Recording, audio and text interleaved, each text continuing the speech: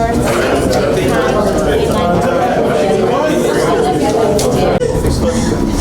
today we're having a press conference, and this is just to explore the vision behind Runway Jazz and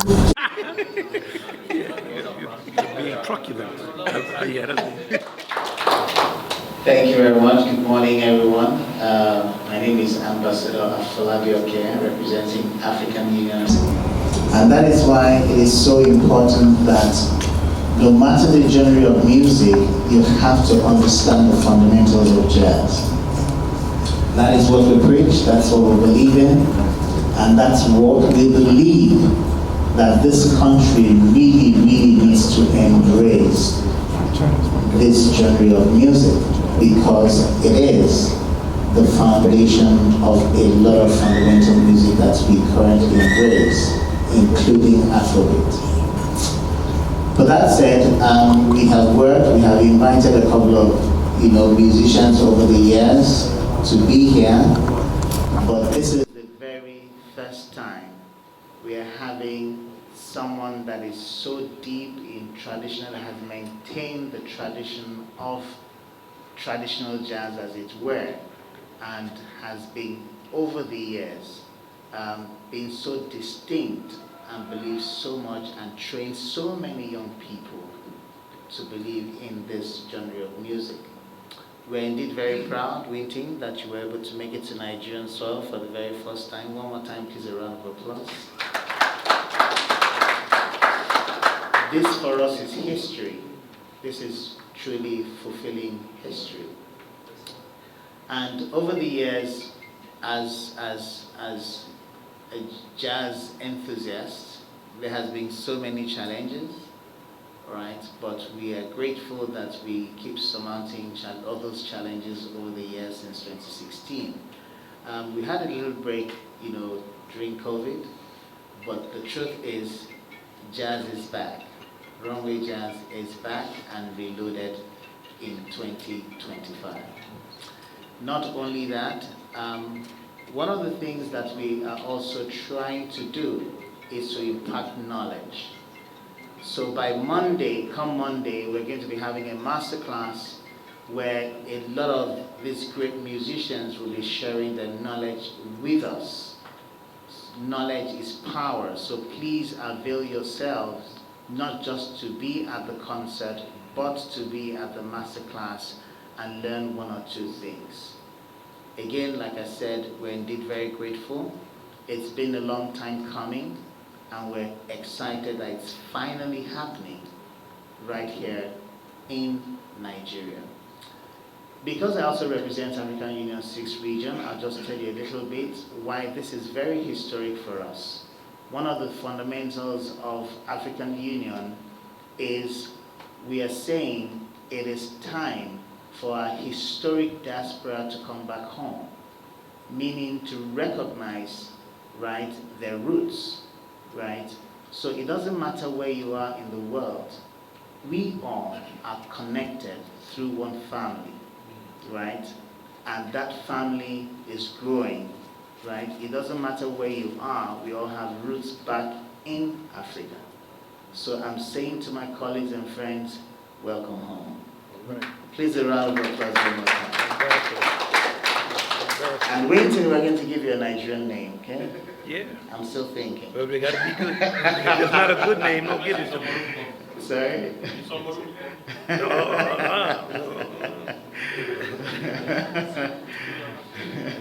Make sure it got a New Orleans feel to it. Something like Weedy. See, that's a good name. Weedy is a good name. It's got to have that feeling to it. All right, but again, we want to thank you for being here, and we'll believe that we're all going to have a great time. Thank you, and God bless you. From New Orleans, like Hurlin. We actually played in the band together when I was 8 and he was 13. And I'm honored to be here with all these great musicians, and we look forward to everything that we're going to do. Our fantastic trumpet players played. We've been received so well, and we are here to be a part of a renaissance and bring the true identity of our music and our philosophy here, and to be for real about it. So thank you very, very much. We have a board member, Benga Oyebode, and he is Nigerian, and he's instrumental in us being here. And also Taylor Abbey is another young woman on our board, and her husband, Wymton, is also Nigerian. Before we wrote the piece, Wynton and I read important books. Wole Soyinka book, I had to pull a dictionary out. The depth of his writing is so profound, and I had spoken with him once about coming for a festival to do a piece that we had done some time ago called Congo Square. Then I was playing with the Ghanaian master, Yakub Adi, but Yakub had passed away, so it was not possible for us to put that piece on. And we all come together. How we come to be here, Dan Israel and I sit down. Sometimes, a couple of times, he get in a room with stuff of the entire world. We talk years ahead of time. Where do you want to go? Man, let's go here, let's go there. And we look at the reach, well, we were here, then we're here, let's go there. And I always have wanted to come here and be here. In the 1980s and 90s, when Herlin and I played together in our band, a small band, we always want to come to Africa. A guy who was like my uncle, Alvin Baptiste, led the Southern University jazz band in Louisiana to Africa in 1971. Then I was 10 years old. And they made a recording. It says, the Southern University jazz band comes to Africa with love. The Jazztronauts. So Herlin, you were from the same. And they were always practicing. My father had a deep African consciousness. My fifth brother, he's autistic, severely autistic. When he was born, we had never heard of autism. We didn't know what it was. His name is Mboya Kenyatta Marsalis. And the whole movement with Max Roach and with Jackie McLean and all the consciousness jazz musicians, we are a part of that movement. Don Cherry, Charlie Hayden, we come with the message in the spirit of jazz. We have sacrificed for it. Our parents sacrificed for it. We can't be paid out of what we believe. This is a time that we need a renaissance. But that's a renaissance of quality. It's a renaissance of study. It's a renaissance of embracing a universal humanism that's at the root of all that's great about our music. It does not matter whether it's a woman, whether it's a white person, whether it's somebody, wherever they're from, as the ambassador was saying. It's one root, and that root is the root of humanity. The piece that Weedy and I wrote is called Afro. That's what we'll be playing. It's sophisticated, but it's down home. Herlin and I come from New Orleans. We played in communities. Herlin's like my big brother. When I was 8, he was 13, we played in a band called the Fairview Baptist Church Marching Band. I did not want to be there doing that. I was the era of James Brown. My daddy said, go do this. I didn't want to play Oh in the Saints and all that. That was considered to be Uncle Tom, handkerchief head music for tourists. But we were out there. And now I feel so fortunate to have the experience to have done that. What it taught, the songs we played, I still know those songs. It was not my choice to do that. But once we got there, the old man, Danny Barker, was teaching us. He was a folklorist. And I got to meet all the greatest musicians. When I think of who was in that band when we were kids, Lucien Barbrand, Shannon Powell, Michael White, it's all like people became Tuba Fat, became the greatest musicians in New Orleans, all because an old man sat out in a lot by somewhere with some raggedy kids in the afternoon and taught them New Orleans music and took us on gigs and paid us with $5 or $2 a gig. He would pay us for every gig we played. And we come in that spirit. So yes, our music is elegant, it's learned and all that, but we also down home. We come from people who did community work. We are community workers. We work and we do things. And I just want to say, I know I'm talking a lot, but I want to set the tone right. Alexa had a camp for kids when she was a kid. So her sacrifice for the music and what she knows and what she's willing to do for organizations, she raised money for Jazzalinga Center during the pandemic. Whatever it was, she's thinking globally. So we're here and this is what we're doing. Weedy, East St. Louis, his father worked at a high school with a guy at a high school where I did my first teaching of kids when I was 18 years old. Lincoln High School. And I went to that school for 25 years. And I didn't know Weedy's father, but when we were preparing to write this piece, he sent me a long line of serious African music. And one of them was arranged by his father. And I didn't know it was his father. But when I heard it, I said, damn, man, who did this? We need to call him. I want to study with him. Because had I known his father when we were doing Congo Square, I would have been so much better at writing the internal of real, true kind of African music with substance. But unfortunately, his father has passed on, but here's his son, 20 years younger than me. But what I've learned from this man, when we, in the process of writing this piece, even last night on the plane, I'm so afraid to fly, the 5 hours, we were just sitting up there with him singing rhythms and explaining the spacing to me. We're very serious about what we're doing. And when I talked with Hurlin about Weedy, I said, what about Weedy? Hurlin, he said, That means, man, call Weedy, bro. So we come here with a certain spirit. We come together. We work together. We are for real. If you know the amount of work Chanel has done to get her music together, how difficult her parts are to sing, how she's working on her stuff all the time, and how deep into the roots of the music she's going and what she is about. We come with a different spirit. We're not here to make money. We're here to be for real and to give a sense of the real identity of Afro-American and American music. It has been disrespected. Afro-Americans have disrespected ourselves, and we have been disrespected. We're presented as fools and vulgarians. That's not who we are. It swept the entire world and made billions of dollars with us acting an absolute fool. We're the opposite of that. We come from parents. We believe in the ascendancy of people through study and knowledge.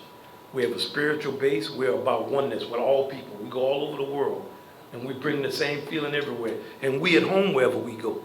You see, we out there playing the drums, and we was doing that. We don't mind learning. But we want y'all to know we work very hard on what we have done, and we want to make a great presentation. And we are very, very, very for real. So thank you very much for giving us this opportunity.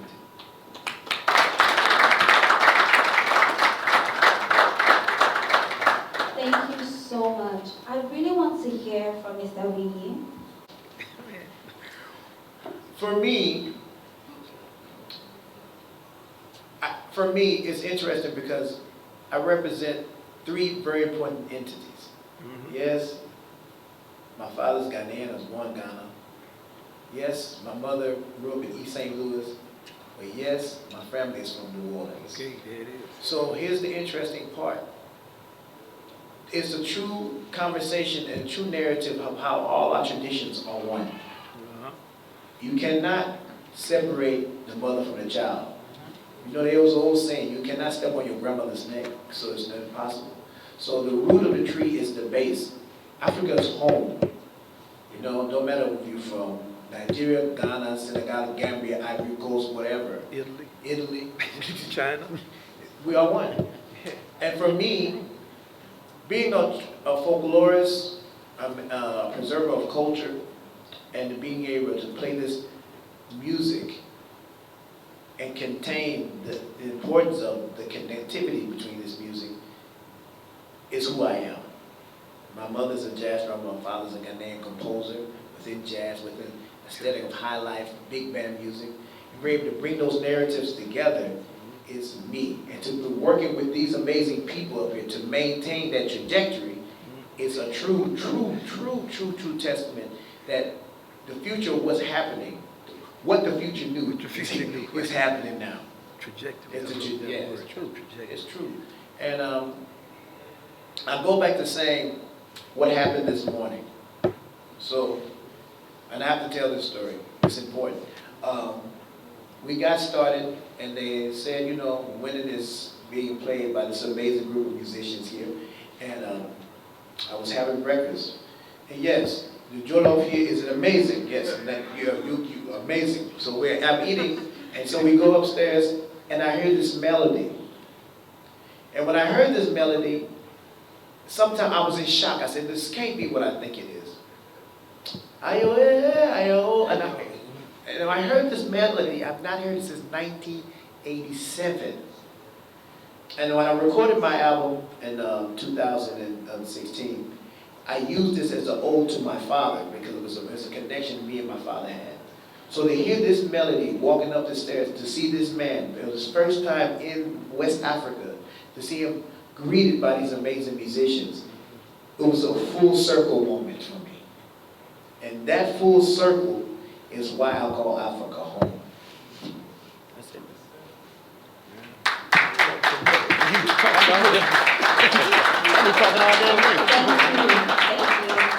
would like to give everyone the opportunity to speak. And I'm a drummer from New Orleans, Louisiana. And I was taught to play the drums. I don't even remember when I started to play, because I can't, it's like somebody asking you, when did you start to speak? But the drums was always a part of me as a boy growing up. And I was taught to play by my grandfather. His name was Frank Lasty. He taught me to play. He was born in 1902, that's the first thing, around the turn of the century.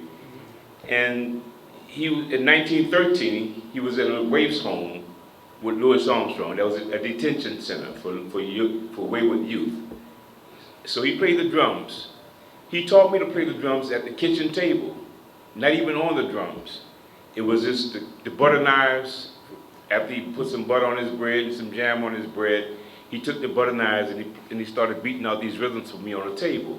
And for me, as a boy, it was a game. Just teaching me how to do this. And it was a game. It was something I enjoyed doing. When he played, he challenged me to do it. I couldn't quite do it, but he would laugh at me a little bit and say, "Oh boy, here it is, try it again." And so I grew up playing the drums that way, and then I went to church with him. He played the drums in church, and I couldn't always do it because he was always, but there was some sisters who were in church who played the tambourine. So they would let me play the tambourine. And I saw everything as a boy as a drum. I saw the drum. You know, my grandmother's pots and pans, they were drums. Just a box, if it was a round box with that the grits or the oatmeal came in, that was a drum to me.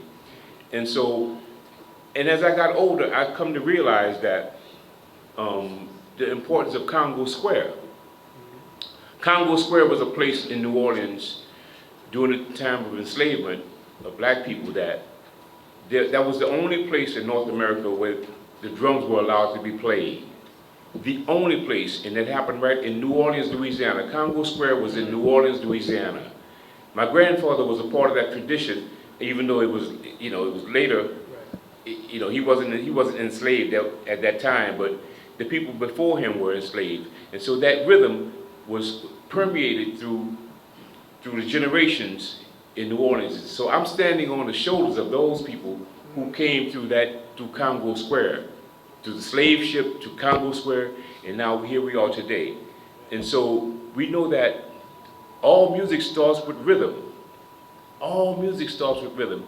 And being a drummer and having rhythm in my DNA, we have to trace back to the motherland, to Africa. And this has been a dream of mine ever since I was a boy, to come to Africa, to see the real drummers, to be a part of that, culture, and to engage in that. When I was a boy, about 8 years old or so, you would see these television shows they called Tarzan.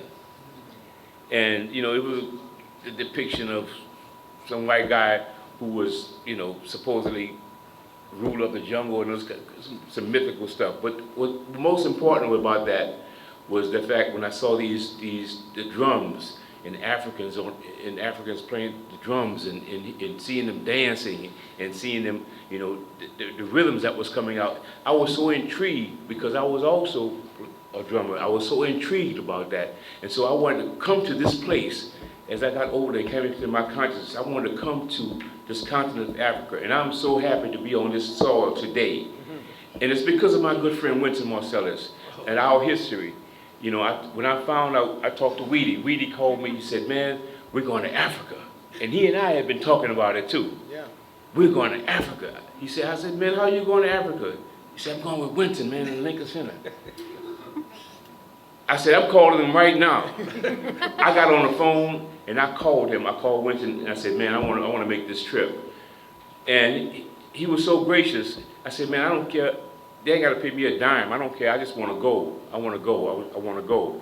And he was so gracious and allowed me to come and share in this experience. This is my first time being here, and I'm almost 70 years old. And I've been waiting for all my life to come to this soil. So thank you, Wynton. Thank you for embracing us and having us. Again, my name is Hurlin Riley. Peace and love, everybody. Nice. Thank you so much. I'm going to allow the media 2 seconds. Move your mics. Here, please. Thank you. Good, thank you. How are you? You've been such a burst of sunshine since we landed yesterday. Dancing. Yes, And having a good time. So please, what's your experience been so far? Yes, hi, again, thanks. My name is Alexa Tarantino, and I just want to say thank you all so much for the most beautiful welcome. The richness and warmth of your hospitality has just been the most incredible experience, and it's a true testament to the familial spirit and the community, and we are all just so blessed to be here with you, so thank you again. And for me, this is really, I never could have dreamed that I would be here, and learning from all these amazing mentors and musicians that I have alongside me. I first came up in the Jazz at Lincoln Center education programming, and I think it's important to share that, because I'm sure, you know, and seeing all these young musicians that we have playing and welcoming Wynton and the band, the importance of passing our music on to the next generation, it really works wonders, and it really makes an impact. I wouldn't be here if it weren't for those education programs, and just the inspiration and the love that I felt from our community back home, to be able to bring that here and share and come together. We are coming from Jazz at Lincoln Center to Runway Jazz, but I think at the end of the day, you know, the names and the organizations, that doesn't mean anything at the end of the day. You know, we come together as one community, one family, and I'm looking forward to learning and working with you all. Thank you so much. My name is Chanel Johns. I am a musician, a singer, and this was all I could think about for months. So I am just blessed that it's finally here and I get to share these moments with you all. Tell us, how's your experience been so far? You know, I think, well, first of all, thank you so much. Thank you for this warm welcome. Oh, I need another microphone. Okay, yes. Yes, here we go. Thank you for the warm welcome. I think I'll start by saying that this journey has been a long time in the making, because I think my generation has the privilege, we have the privilege of considering who we are and our identity and how it relates with the rest of the world. Back home, I grew up in a Jamaican household, and I went to a Puerto Rican school, and then I went to a school that was all white. And then I moved to New York, which is a melting pot of all cultures. And I questioned a lot about how am I supposed to be? Who am I supposed to be? And especially in this music coming out of the school of Jackie McLean, I knew that there was something deeper to understand about the power that I have. And because of that same school, I knew that Africa was a place I needed to go to fully see, you know, who I am, and to fully see all of you and how we relate, because you are mirrors of me, I am mirrors of you. And so this journey, I tell you, it made sense the moment I stepped off of the plane here in Nigeria, when Afolabi, you met us. The first thing he said was, "Welcome home." And that has been the reoccurring message for the past few hours, is home. And so I feel now more at home than I ever have in myself, in the music. Thanks to Wynton, thanks to Maestro Marsalis. A couple years ago, about 2-3 years ago, I don't know if you remember this, we had a show. It was my first tour with the Jazz Lincoln Center Orchestra. And right before we went on stage, he stops me and he says, "Look, I'm writing this piece. And it's called Afro, and I have a vision for it, and I want you to be on it." And I was like, yeah, okay, all right, sure. Let me just get through this concert before we talk about that. I don't know. I was so nervous. And years later, I get that call. And I think that's just a testament to his vision and his leadership. And so, yes, so this, thank you, Maestro, and thank you all for welcoming all of us. Thank you. Thank you so much. I'd like to We are, our music doesn't really have a name, it's jazz. But we believe in the fundamentals of jazz as communication between people. As I said, I am a universal humanist. I can't speak for other people. And to be honest, I'm at home anywhere I go. When I'm in China, man, I'm at home. I sit down with people, I eat their food, I talk with them, I play with them. I remember I was a kid. I was 21 years old. I was on a tour playing classical music. And I was never comfortable on these tours. I was always the only person. I was always all-white environment. I walked out on the stage to play. I felt like I was the only black person in the whole city. I grew up in segregation, basically, in New Orleans. And I wasn't a person who it went down easy with. So I was always having problems, always having troubles. I went to play the Haydn trumpet concerto. And the trumpet players in their trumpet section were all older than me, maybe they were in their 40s, 30s. They said, hey man, you here alone, we want to take you to this restaurant. Man, they took me to this restaurant high up in the mountain. We were talking about trumpet. They gave me a copy of the national anthem written by Haydn, who was the same guy who wrote the trumpet concerto. My experience in classical music sometimes was not, as a kid, it wasn't inviting, right? It could be a lot of prejudice. But here I am here with these guys, we trumpet players. We start playing these big alpine horns, man. Boom, we're blowing them out into the, we like little children, man. We're playing these horns, they're making all kind of sound. And then they gave me these gifts. And they said, man, good luck playing. We know you can't be nervous and just be alone up there, but we with you. Okay, that meant a lot. Now, the same thing would be something that I would tell Chanel. The great Ron Carter, before I played with Herbie Hancock and Tony Williams, I was 19. We were playing in Hollywood Bowl. Man, I can't tell you how nervous I was. We had one rehearsal. I don't even know what they're playing. They're playing the style of music I didn't play. I'm lost. I'm standing up. I got to play in front of that rhythm section. And I made sure I had a good suit. I said, I'm going to be lost through this whole, but I'm going to be clean. I had a white suit with a pink tie. I'll never forget it. I have no business up here with these musicians at all. And I'm not exaggerating, truly. And man, we getting ready to go out. The Hollywood Bowl is packed. And I'm thinking, damn, the first song we're playing, I have no idea what the harmonic progression is called. The Sorcerer. It's D over E, F over G. I didn't even know those chords at that time. And they just start playing, boom, boom, boom, boom. I'm lost, man. Damn, I gotta play this damn song. Ron Carter came up to me and he put his arm around me. We standing backstage. And he said, son, if something go wrong, if you get lost, listen to me. And I'm gonna be with you, and you're not alone. And he was not a guy given to like effusive emotionalism, hugging you and all of that. And I can't tell you what that meant to me. So when we come together, we study. We're serious, we're for real, we're about playing, but we also have aspirations, we have ambitions. And that ambitions is to take the best of our music. Chanel mentioned Jackie McLean. Jackie McLean wrote a song called Appointment in Ghana.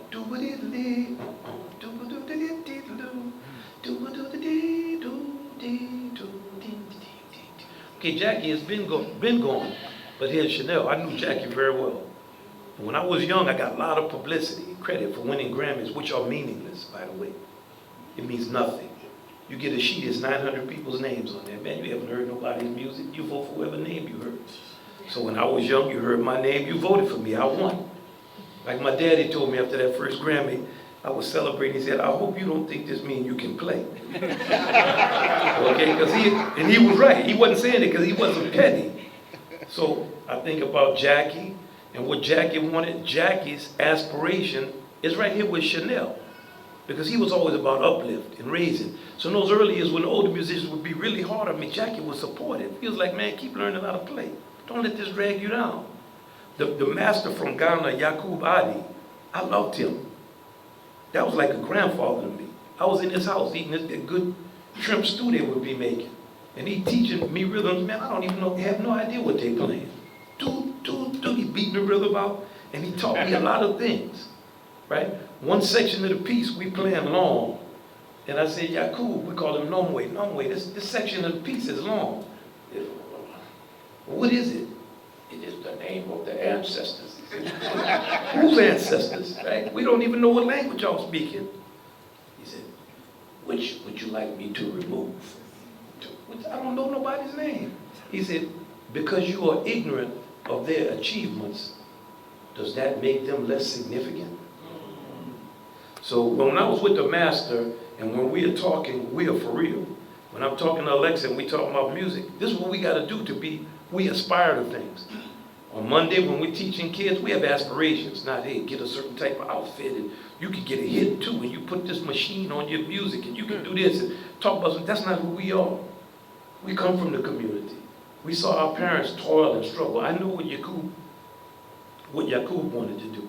That's why when I see a person like Weedy and how much knowledge this man has, man, I'll get full thinking about just what the man knows. We're not talking about, no, we're gonna get a hit out of this. We ain't gonna get no hits, man. And stuff that's long and comparable what he knows is just unbelievable to know that much stuff about cultures, about what something is, what the meaning of things are, how specific rhythms are, what the pathways are, what the spirit of something is. And when he used the word trajectory, that's important to understand. Because what the future knew means we're here now because of other people's aspirations. So we come here with aspirations, all of us. The music has meaning. Who ever heard of asking young people what they should be doing as adults? Teach them. You want your young people to know something? Teach them. And if you don't teach them, somebody's going to sell them something. And when they're ignorant, what they're going to sell them? Look at what they're being sold. But Alexa has been in education since she was a kid. And her achievements are stellar. Another thing I want to say about her is not just her playing, her willingness to practice and continue to improve, but also her seriousness and her ability to deal with infrastructure and make things happen for younger people in the music. So, Jazz is only for mature minds. I just want to touch on that for a moment. So when you're bringing this music to kids, it's not about complication, it's not about difficulty, it's not about numbers and letters, it's about the feeling, it's about the emotions, it's about the rhythm, it's about the communication, it's about the qualities that it instills in our young people. Everything from work ethic and practice and dedication to collaborating with other people, understanding differences of opinion, even if you're just in your 5th grade band. It's about developing the ability to introduce yourself and your band on stage at your 5th grade concert. All these things that are seemingly overlooked actually help to create that next generation, which, to take Weedy's word of trajectory, that's what puts young people on a path to success, whatever field, no matter what field they choose. So I always say to my young students in my summer program and elsewhere, it's not about what, you could go be a veterinarian, you could be a lawyer, but if you can take these qualities forward, that's the best type of citizen, the best type of spirit with generosity and hospitality and humility and kindness and warmth. That's the type of people that we want to surround ourselves with every day. At the end of the day, when you walk into a room, you want to leave it feeling better than it was when you walked in. You want to bring joy, you want to bring positivity. So there are so many qualities in teaching jazz, using jazz as the vehicle to develop those qualities. It's swing, it's the blues, it's call and response. It's not even worrying about the exact pitches and the rhythms, but it's the scoops and the moans and the growls and the hollers that you can say to a kid, come in today and play me a blues as if you left your lunch at home and you're starving and you can't wait to get home. And then they're gonna come and go,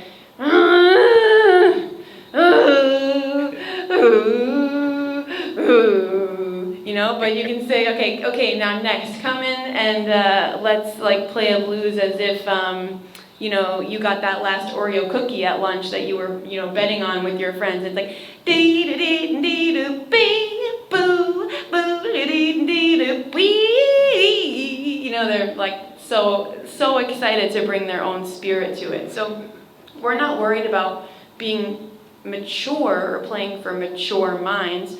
We are focused on bringing a level of seriousness, but with that understanding of We need to come together with joy and ease and openness. Thank you. I just want to add to that a little bit, if you don't mind. I want to add to that. And I want to say that, you know, this music is a language.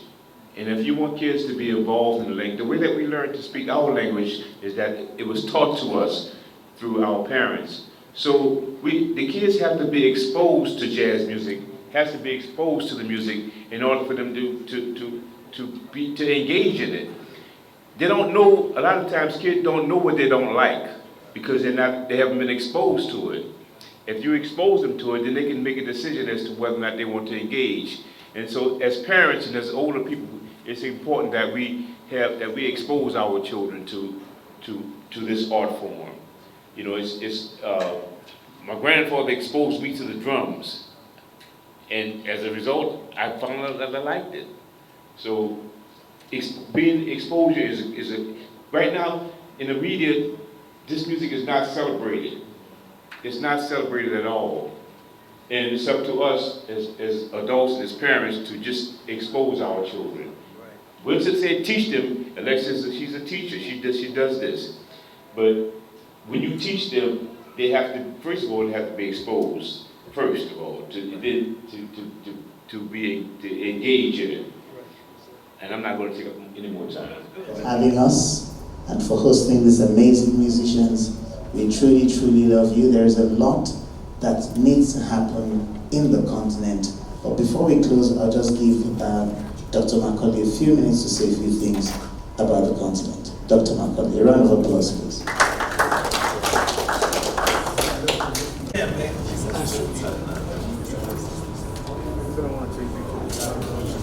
Yeah, okay, down. No, it's okay, let it stay there. Now, PoliticsToday, there are musicians, there are